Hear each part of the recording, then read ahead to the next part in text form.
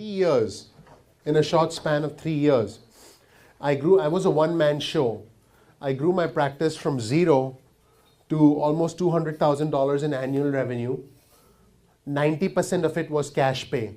And I did it using about 25 strategies which are zero cost or low cost. It was a lot of hard work. I was the guy, I was the therapist, I was the marketer. And Jeff, you know the feeling. Amen, brother, preach it. So I started there, and I'm going to teach you everything that I did. And a majority of these strategies are low cost or zero cost. So 25 patient marketing strategies that will cost you nothing or next to nothing. Strategy number 1, the giveaway. Giving away something that is of a nominal value to you, but of a high perceived value to the patient, is an excellent way to attract new patients into your practice. Giveaways include examples of BioFreeze. You know, BioFreeze can give you lots of samples. Yeah. Giving away BioFreeze, giving away exercise tubings, giving away bands, giving away books or audio CDs or DVDs on pain relief. Even giving away downloadable ebooks can allow you to attract patients to your practice. So make sure you have some sort of a giveaway. It doesn't have to be your time. It doesn't have to be, a 15-minute consult or a 30-minute consult. It doesn't even have to be a massage. But it has to be something that you give away to attract patients to you. Kevin actually gave me an excellent pen yesterday, which is right here. A pen, a simple pen, can actually be an excellent giveaway to patients.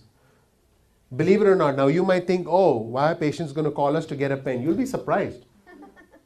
Have you used this pen to attract patients to your practice? Sure. When they're on discharge, we give them a pen as a gift.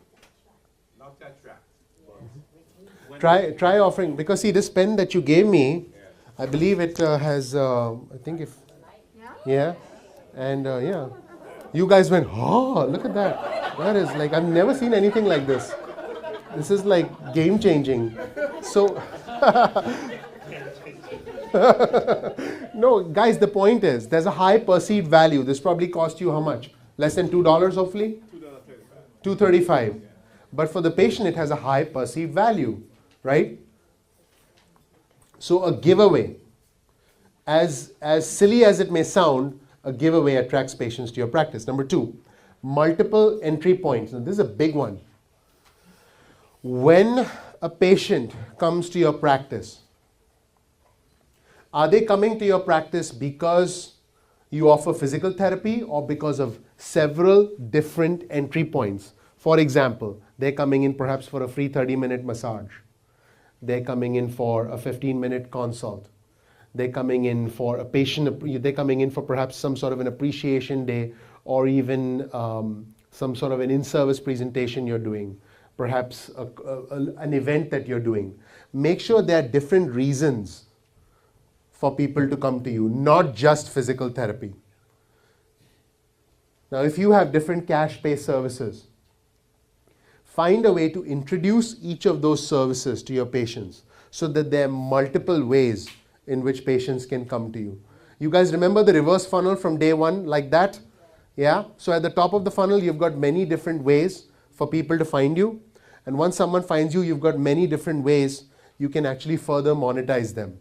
So multiple entry points. Ask yourself, if a patient finds me or if a patient comes to me, is it because I offer one thing or is it because I have multiple things going on? The more things you have going on, the more people you'll attract. That's the true meaning of business diversification. Let me ask you this.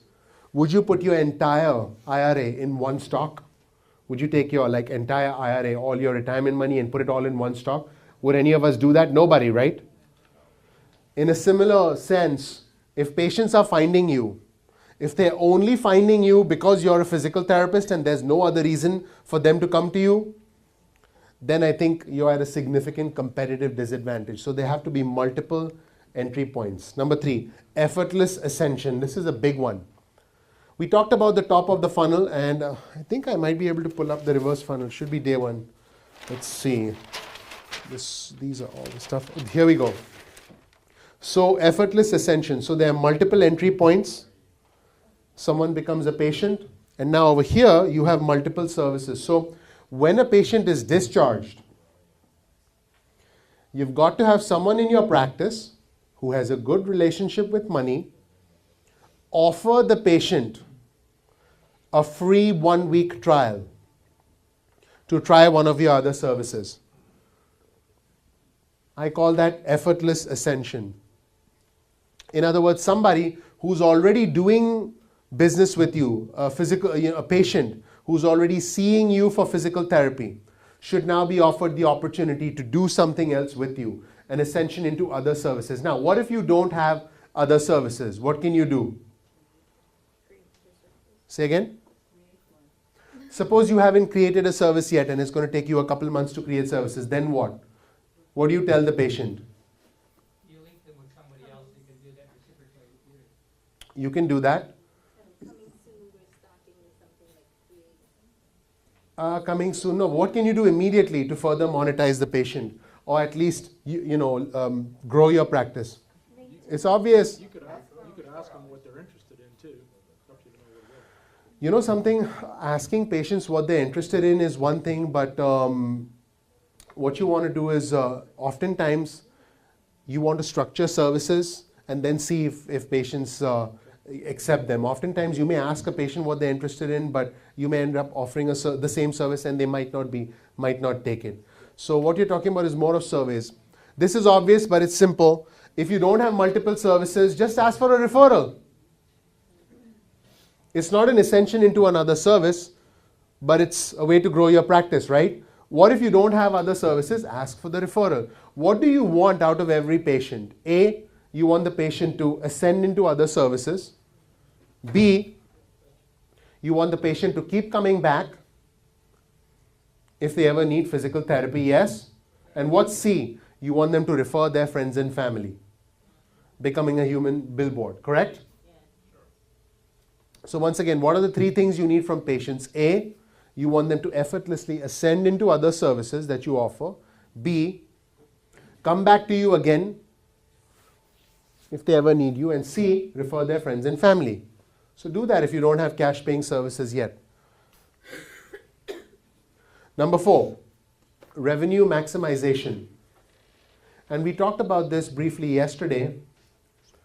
We tried to identify different ways to make an additional $300 per patient per month. Yes? And we identified different ways to be able to achieve that. But again, this is important. You can reach your financial goals and grow your practice either by seeing more patients or by increasing revenue from existing patients. What's easier in your opinion? How do you increase revenue from existing patients? You have additional services and effortlessly ascend them into additional services. And that's closely tied to revenue maximization. Number 5, the promise. This is a big one, the promise. And I think Matthew had an interesting promise. I believe it was, Matthew, it was get better in 4 or see us no more. It was something like that. What we started with, significantly better in 2, when you tell us we're through. Oh, you tell us we're through. Can you make a promise to a patient? Can you make a commitment to a patient that you're confident of keeping? And in your marketing, can you project that? Why should a patient come to you? How many of you have heard of the phrase elevator pitch? Show of hands. In other words, in an elevator, just tell me why I should do business with you. So the promise is our version of an elevator pitch. Why should a patient come to you? What is it that you have to offer that's exciting and that's interesting? How many of you have some sort of a promise or some sort of a phrase that you use to attract patients? Show of hands.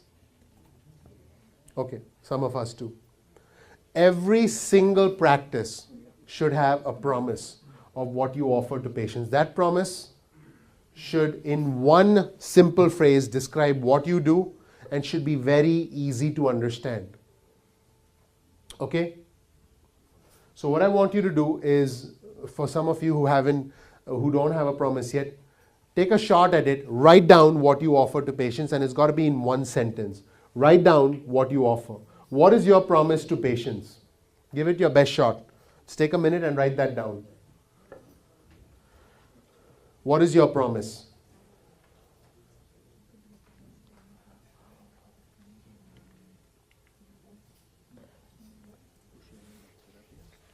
By the way, all my slides will be uploaded probably by tomorrow. They haven't been uploaded yet.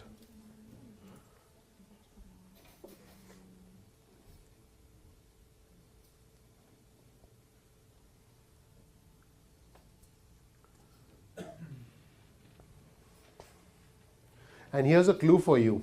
Your promise has to be something that the patient immediately understands and is immediately interested in. Again, number one, the patient has to immediately understand what it means, and B, is immediately interested in it. I will give you a simple test to figure out if your promise is going to work for you or not. Talk to 10 patients and simply say, I want to get your feedback about this phrase, since we are working on some of our marketing, and then give them the promise. And then ask the patient, what do you think? So again, simply tell 10 patients, look, I want to get your feedback about this, and tell them the promise and ask for their feedback. You'll learn a lot more from that simple exercise as opposed to your own thoughts about what the promise is. Number 6, the welcome experience.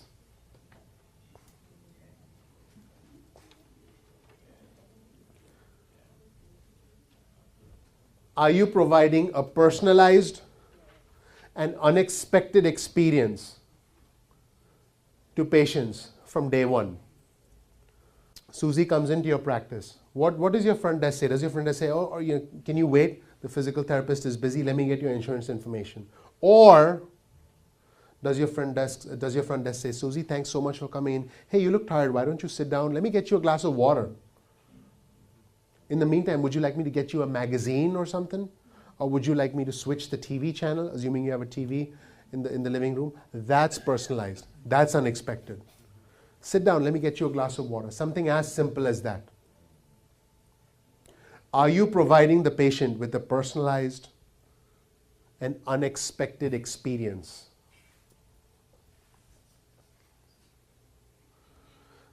At the end of the day, and I think one of the other speakers said this, patients won't remember the therapy, they'll remember the experience, right? So you've got to make sure that patients have an experience. Number 7, the village effect. When you ask patients to refer, if they know other patients are referring, they'll be ready to do it more.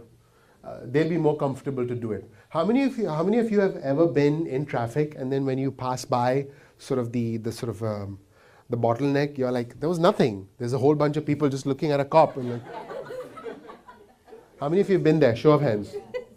There was no reason. There was a cop and the cop was probably just eating a donut.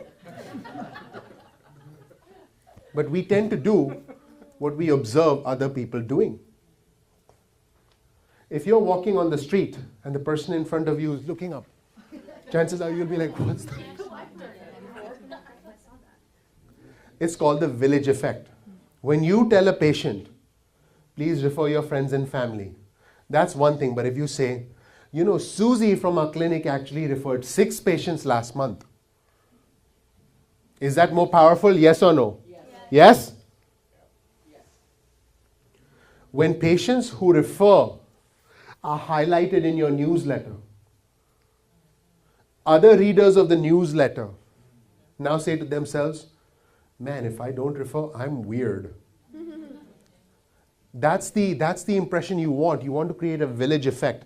You want to create a community where the referral or, hey, let's try something else that Fisher Physical Therapy has to offer. It's more of an expectation as opposed to a bonus. It's more of something, you're basically creating a culture of ascension. You're creating a culture of referrals. Because we human beings, we fundamentally do what others do. We fundamentally do what we see others do. You guys with me? Yes?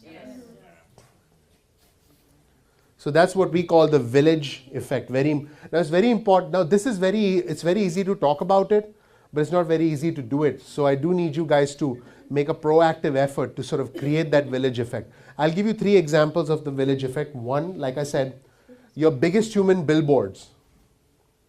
Feature them in your newsletter. Patient spotlight. Number 2, whichever patients, when patients give you testimonials, whether it's video, audio, any kind of testimonials, put them all up on your website so other patients can see those testimonials. Okay? Number 3, have patient appreciation days, where you have a bunch of patients coming in and you have, doctors speaking at those patient appreciation days, because now you're tying in patients as well as physicians. And I think Arlen had a picture of a doctor speaking at his clinic, and he'd never met that doctor before, and he got a bunch of referrals next week. You guys remember that picture from yesterday? Yeah.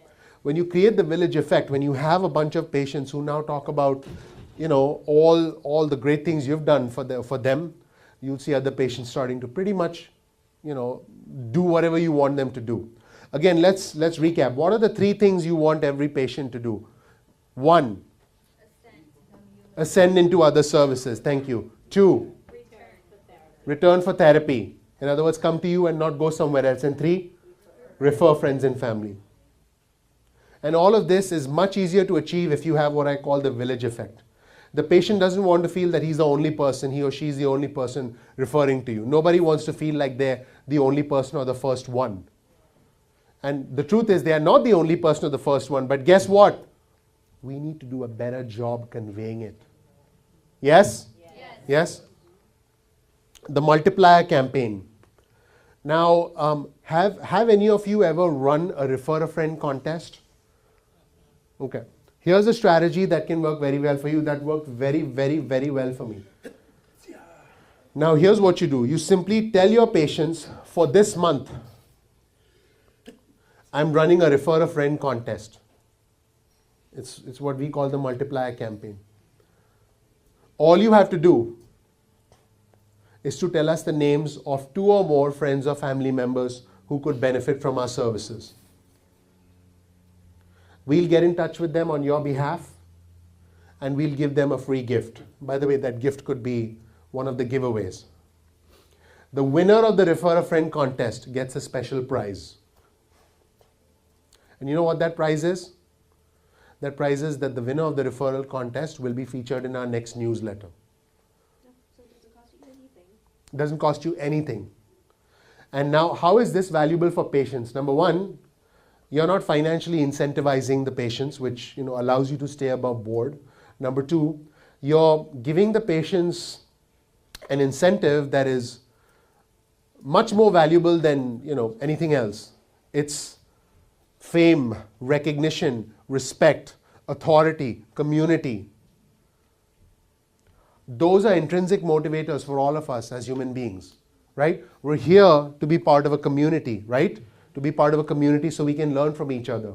So in that sense, the multiplier campaign, when you use the Refer a Friend contest, you significantly increase patient referrals. But you can only do this every once in a while. You can't do this every month. So you can run a Refer a Friend contest, and then you'll have to sort of not do it for 3 months. Then you can run it 3 months later. You guys with me? Yes?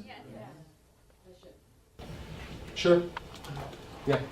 And this, do you contact the previous patient also, or just patient who are in the All patients. Is there, so you email them? And Yeah. So you have different modes of contact, Sunny. So you've got email, phone, text messaging. Let's assume you have all 3 modes. You've collected all the data. I would A, email all patients.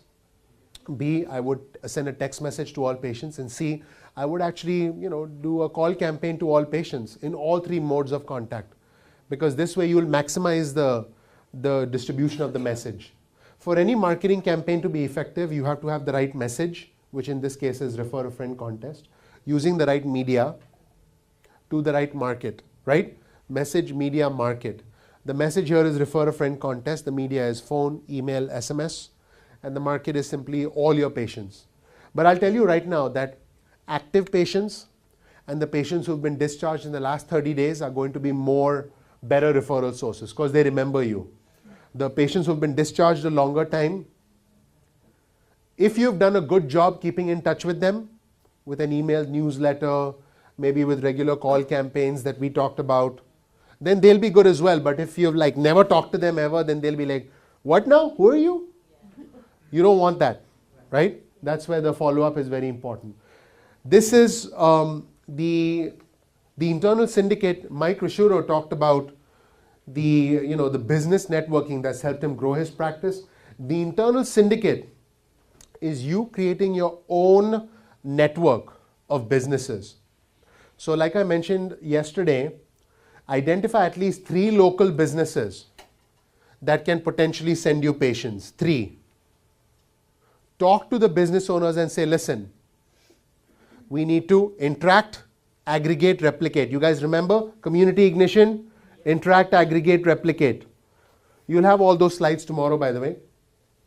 So the internal syndicate is where you create a group of 3 or 4 businesses, and then each business sends an email out or informs their customers or provides brochures to their customers about your practice, and you do the same. You could even, as part of the internal syndicate, put out a full page ad in a local newspaper and split the cost between all 4 of you. So let's say a full page ad in a local newspaper costs $1,500. You could have 4 businesses, each put in $400 or $500. It only costs you $400. And you're part of the syndicate. And guess what? Now when you do this, if they get any calls, those people will be directed to you as well. And your cost was just 1/4. You guys with me? Yes? Yes.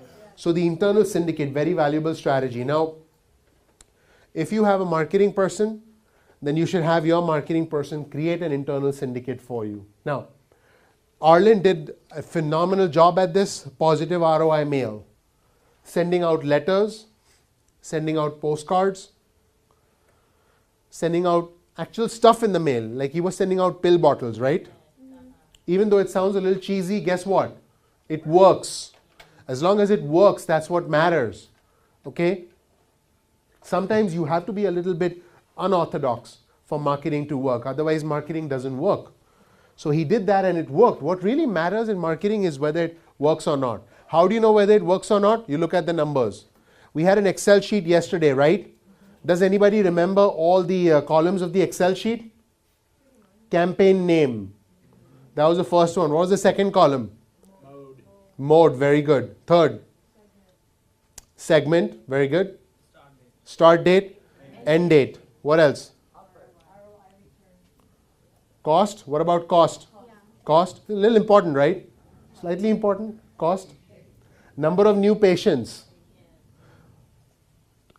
Net revenue. In other words, 52 new. Arlen had one campaign with 52 new patients. Remember? Times 200 net revenue per patient. $10,400. You guys with me? Yes?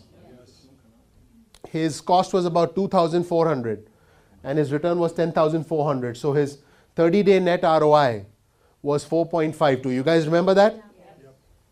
So positive ROI mail. Now, it doesn't just have to be mail. I should actually remove the word mail. Any positive ROI campaign. It could be ZocDoc.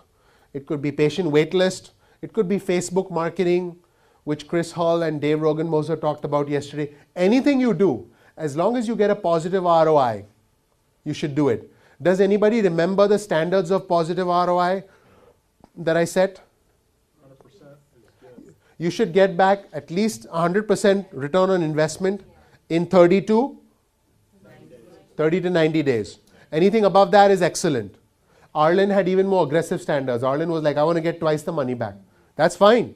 But your minimum standard should be you've got to get all your money back in 30 to 90 days. Let me ask you guys this. If you invested in the stock market and in 30 to 90 days you got your money back with the potential to make more over the long term, how many of you would do it? Show of hands.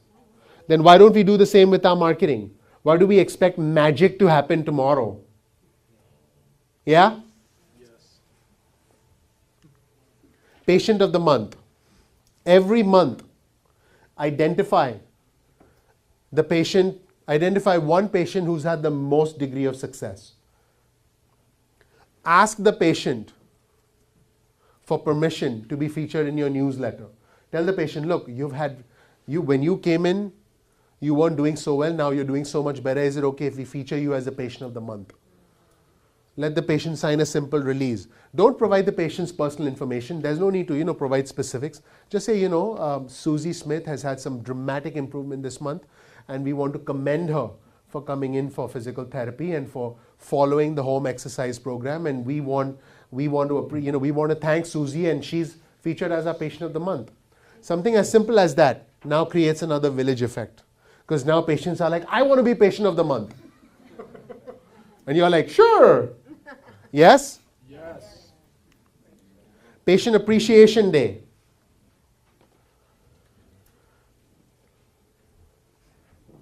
A day where you invite all your patients to your clinic, identify 4 or 5 patients who you feel are human billboards, and ask them to speak about the results they got. In addition, invite 3 or 4 physicians to speak at your Patient Appreciation Day. So now what you've done is you've taken a simple event and you've made it an experience for the patients, and you've made it a promotional opportunity for doctors. Yeah, Sunny? What have you tried? Yes, I do that. We also had the video recording, so we use that patient as a video testimonial and update on the website too. Excellent. That is excellent. Referral content. Now this is important. What this means is, whenever you provide content to your patients, whether it's an emailed newsletter, whether it's an article on your website, maybe it's a newsletter that you hand out, maybe it's some sort of education, always, always, always with any kind of information you put out, simply remind patients to refer. That's all that means. Always, always, always remind patients to refer. You guys remember the script from yesterday? I'll repeat the script. We are a small practice. We depend on word of mouth referrals from valued patients like you. Unlike other practices, we don't spend a lot of money on marketing. Instead, we focus all our efforts on you. The best way you can thank us, it's a long script, but it works. The best way you can thank us is by referring your friends and family. And the last one, we're never too busy for your referrals. Why is the last sentence important? Sometimes patients assume that you're too busy. You'll be surprised. And they won't refer. That actually happens, believe it or not.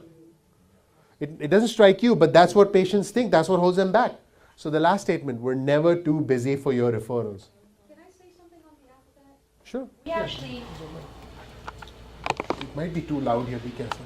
the whole busy thing, even in our messages, when you call our clinic, we never say we're busy treating patients.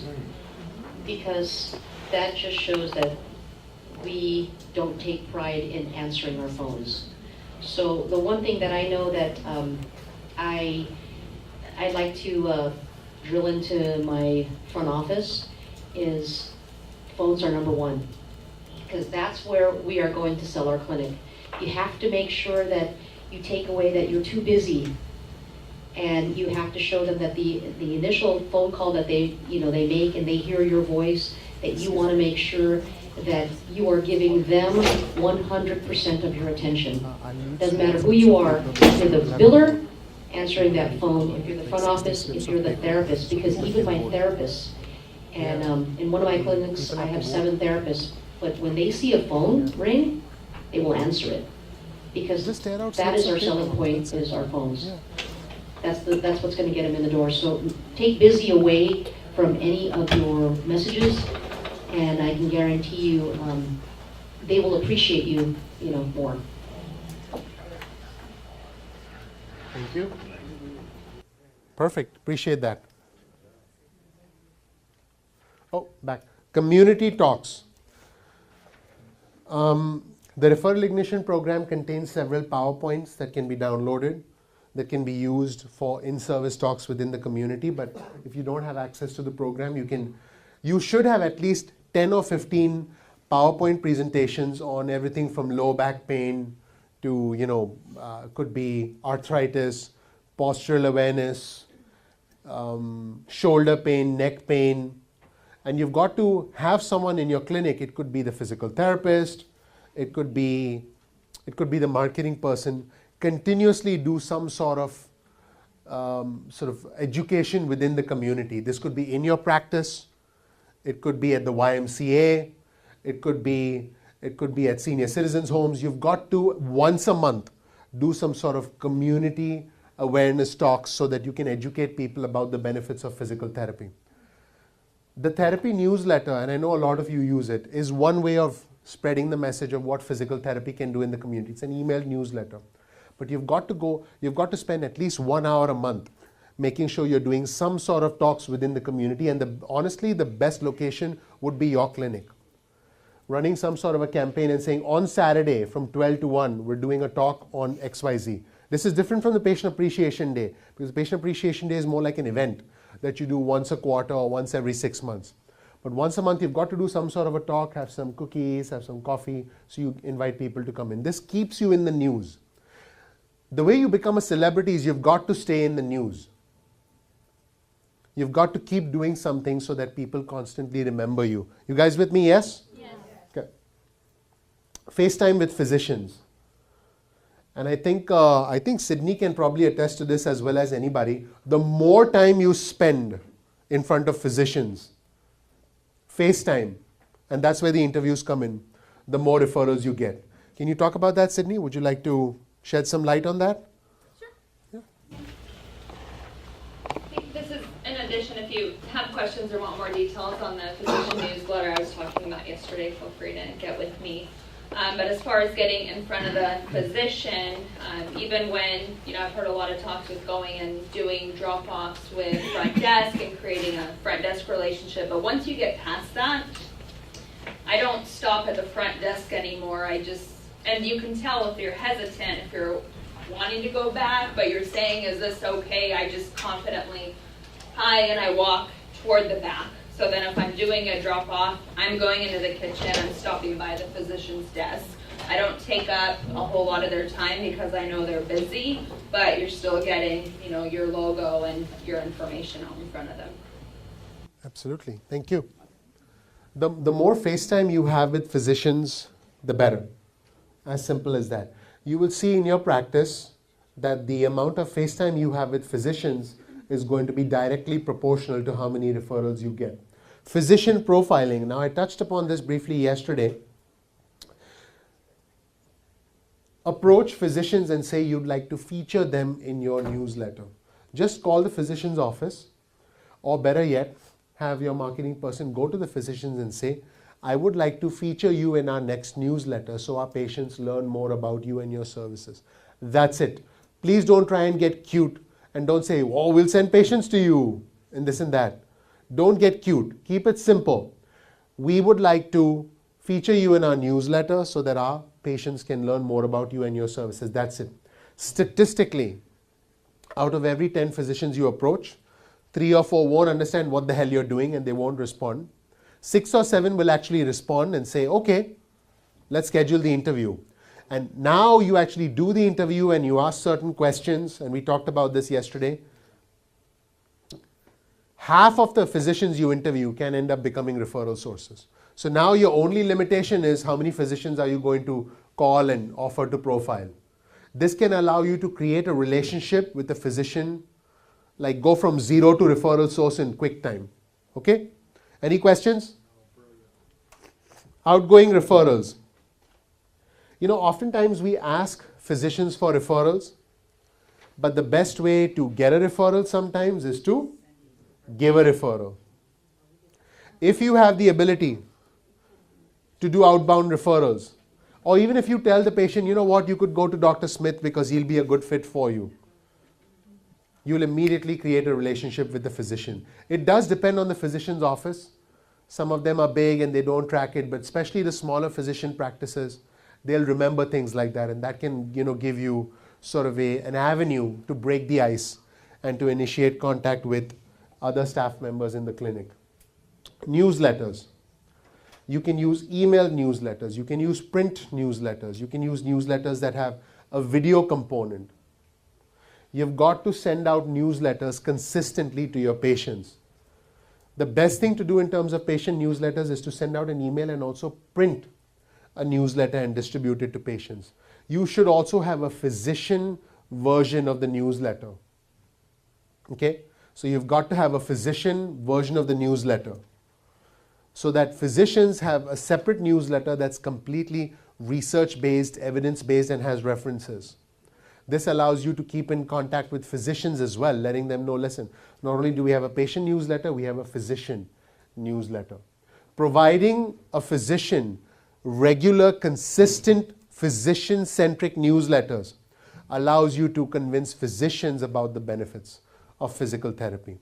Going to a physician's office and offering the patient newsletter allows you to make the physician look good, especially when you've profiled them. Imagine talking to Dr. Smith and saying, I'd like to profile you, and then profiling the physician, having the physician's picture and bio in the newsletter, and then printing that newsletter and now calling the physician's office again and saying, hey, Dr. Smith, we featured you in our newsletter. Here are 200 copies of the newsletter. Can we leave them in your waiting room? What's the physician going to say? No. He'll be like, do you have 200 more? Because, I'm on your newsletter. So you see how the physician profiling principle can actually lead to the creation and the reinforcement of a relationship with the physician? Yes? Are you doing that? Not yet. You're not? I'm going to. Okay, excellent. When you do that, does it establish you as an authority? Yes. Does it establish you as an expert? Yes. Is it ethical? Of course. So start doing more physician profiling in your newsletters. Free trials. Now this goes hand in hand with the effortless ascension that we talked about, where if you have different cash paying services, which if you don't, you need to start building more cash paying services. You've got to offer patients a free trial at discharge so that patients can now be funneled into those services. So you've got to start offering more and more free trials. Number 20, staff incentives. Now this is a big one. As far as your staff is concerned, making sure your staff has clear objectives, for example, and Andrew did a good job talking about this. I believe Andrew said that staff had to see a certain number of patients. Did he talk about his bonus structure at all? Yeah? So when a staff member meets his or her objective, there's an incentive. If they don't meet those objectives, there is no incentive. So you've got to have very clearly defined goals for staff members. Here's an example. Let's say your marketing person is in charge of doing 20 physician profiling calls each week and scheduling 10 interviews. If they meet that objective, for that week, the staff member gets a $100 bonus. You could make it a cash bonus. Is it worth to you to have 10 physician interviews scheduled every week and then pay the person a $100 cash bonus on top of their salary? Of course. Of course. You've got to think of all marketing in terms of ROI. Did we clearly establish that we could pay up to $200 to acquire a new patient? Yes? Yes? If you're willing to spend up to $200 on average to acquire a new patient, how much are you willing to spend to acquire a new physician as a referral source? Throw out some numbers. Somebody said 1,000. Going once. Going twice. 2,000. All right, well in that case, if someone's getting you 10 physician interviews a week, $100 is nothing, right? But guess what? It's a lot for the staff member, especially when you say, I'm going to give you cash. Creating staff incentives for marketing objectives is crucial. Okay? I talked to you, Kevin, about running a call fire campaign to call you said Nicole would call all your patients, right? Sure. You can tell her, listen, if you call all the patients and if you get 10 new patients to come back in, you'll get a $100 cash incentive. See how fast Nicole gets through those calls. She'll stay after work to finish those calls. You see? So creating and setting up staff incentives is crucial. Time of year. There are several crucial times during the year when your marketing needs to be adapted. Thanksgiving's coming up next month. Christmas obviously is coming up. Valentine's Day. There's several different times in the year when you can adapt your marketing. For example, a Thanksgiving campaign could be, we'd like to thank you for being a patient. You're important to us. You're valuable to us, which is why we're doing this for you. During Valentine's Day, you can offer perhaps a couple's massage or maybe some sort of a free gift to the spouse if they bring in the spouse for an evaluation. You see what I'm saying? So what you can do is you can tie in the time of the year with your marketing, because then it becomes a legitimate, it becomes sort of a timely marketing campaign. So be sure to tie in the time of year. Borrowed celebrity. This is a good one. How many of you have patients who are local celebrities? Show of hands. About half the room. Have you considered taking a picture with that patient and framing it or putting it up on your website? You know what that would do? That would make you look like a celebrity. If you are not yet a celebrity, you can borrow someone's celebrity status by being seen with them.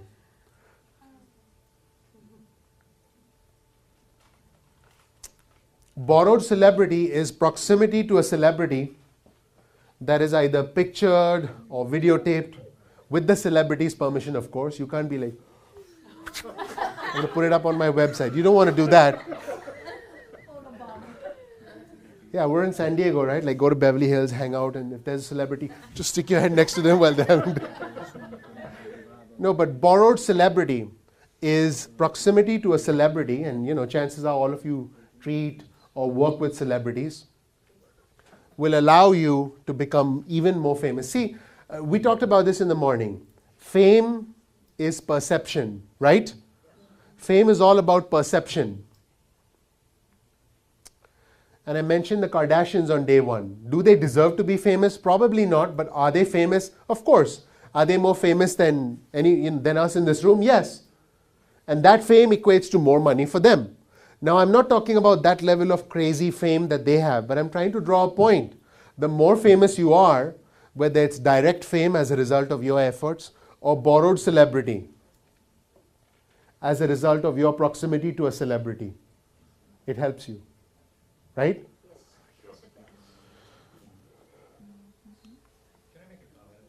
Sure, yeah, that's all right. We kind of hesitate to do Let me give you this. We kind of hesitate to do the celebrity or A little closer to the mic.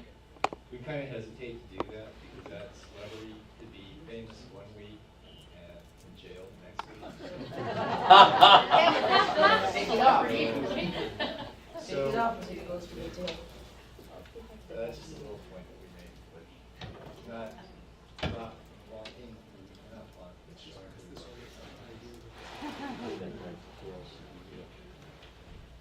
I'm sorry, what were you saying? I didn't get that. This is what we'll be voting on.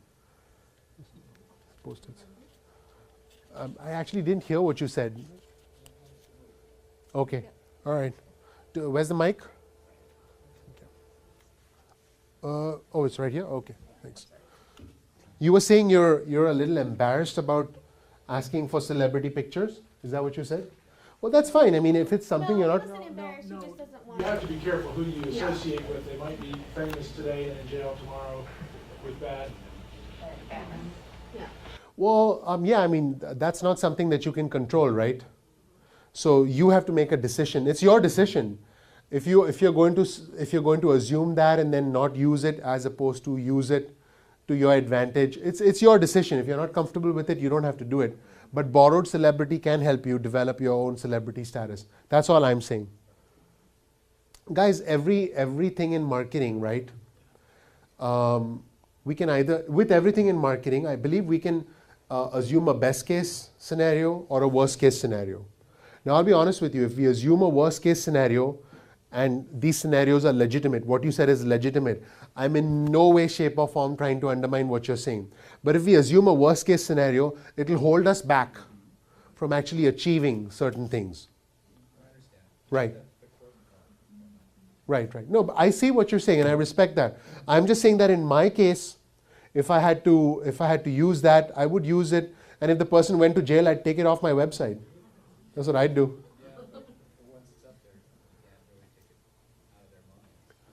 Then if you hesitate, then you don't have to do it, you know. Yeah. Sure. So local celebrity, expert status. Now, again, this goes back to the point that I made earlier. You've got to become a local expert so that when you go someplace, people recognize you. So, being well known locally is going to be important because that's what's going to allow people to recognize you, and that's what's going to allow you to become an expert. Next point, multiple touch points. This is crucial. Having multiple touch points, in other words, being able to communicate with patients in multiple ways, cell phone, text messaging, email, is crucial because what it does is it allows you to not be dependent on one channel. What I want you to do is I want you to write down all possible touch points. I'll give you some examples. Email, phone, text messaging, voice broadcasting, Facebook, LinkedIn. Write down all possible touch points you can have for all your patients. The difference between borrowed celebrity and local celebrity. Borrowed celebrity is where you try and piggyback off of someone else's celebrity status. Local celebrity is you establishing your own celebrity status locally. Does that make sense? And the final point, and the most important point, immediate referral conditioning. You've got to immediately condition patients for referrals the moment they step into your clinic. Again, you've got to immediately condition patients for referrals the moment they step into your clinic. How do you do that? The moment the patient's in your clinic, you've got to remind them about the importance of referrals. The moment. Thank you so much for coming in. By the way, we depend on word of mouth referrals. Here, now let me introduce you to your therapist. That's a mindset shift for us because we feel we should ask for referrals after we've provided the treatment. Why not just switch that and why not ask the patient for referrals from the very moment they step into your clinic? Why not do that from day one? Immediate referral conditioning. Now here's what I want you to do. I've shared 25 strategies for you to get more patients. What I want you to do is identify 2 strategies that you're going to put into play on Monday. 2 strategies that you're going to put into play on Monday. I want you to then go to someone you don't know. By the way, chances are you probably met everybody here. But still, try and go to someone you don't know and you haven't talked with and share those 2 strategies and say, these are the 2 things I'm going to start doing effective Monday. Okay? Let's take 2 minutes and do that.